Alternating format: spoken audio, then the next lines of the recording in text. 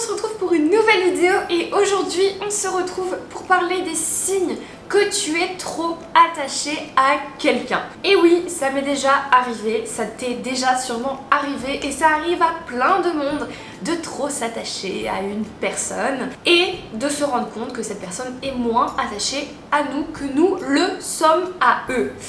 Oui, ça fait mal.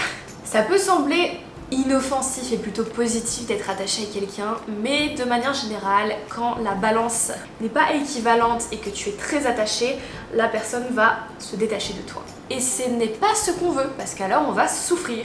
Donc dans cette vidéo, je vous ai regroupé les 3 signes les plus évocateurs qui prouvent que tu es trop attaché à quelqu'un et que ça peut mener à la perte de ta relation ou de ton couple. Mais juste avant que je vous balance ces signes, n'hésitez pas à me rejoindre sur Instagram. C'est là-bas où je vous raconte ma vie, je partage mes moments du quotidien et c'est là-bas surtout où je réponds à vos problèmes de cœur. Donc si vous avez une question, n'hésitez pas à me rejoindre sur Instagram, vous me followez, vous m'envoyez un message et on se retrouve là-bas. Bref, place à la vidéo, c'est parti.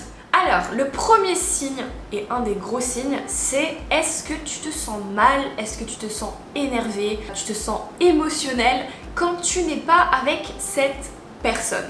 Est-ce que tu deviens stressé? Est-ce que tu as tendance à te faire des films, à te poser des questions du style mais où elle est? Qu'est-ce qu'il est en train de faire? Pourquoi il ou elle ne m'a pas envoyé de message encore? Est-ce qu'il ou elle est en train de voir quelqu'un d'autre? Il ou elle est en train de me tromper? Ah là là, la spirale des questions qui font mal. Je connais, hein, j'ai été là-dedans.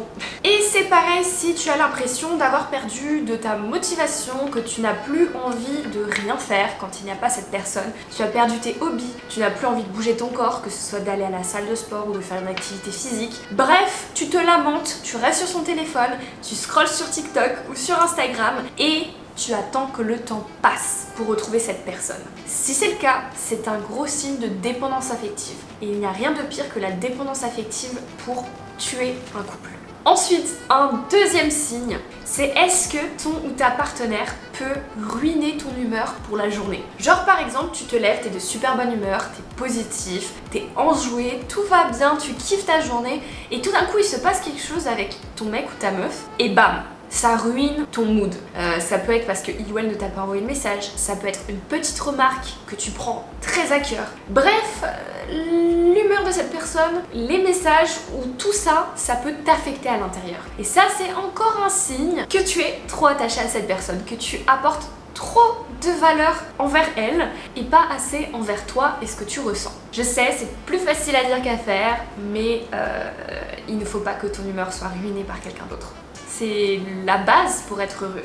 Ensuite, un troisième signe, et ça c'est red flag. Attention, c'est le pire je crois qui peut arriver. C'est est-ce qu'on t'a déjà dit que tu en faisais trop? Que tu étais lourd, lourde, que tu l'étouffais? Il ou elle t'a déjà dit qu'il ou elle avait besoin d'espace. Par exemple, il ou elle t'a déjà fait des remarques que tu étais trop sensible, que tu étais hyper émotionnel, que tu étais trop attaché à lui ou à elle. Alors là, c'est red flag. Ça veut dire que tu as dépassé un stade où même cette personne le ressent et elle se sent étouffée. Et dans un couple, quand la personne en face se sent étouffée parce qu'elle reçoit trop d'amour, elle va fuir. C'est un peu cette règle de fuis-moi je te suis-moi je te fuis. C'était très dur à dire.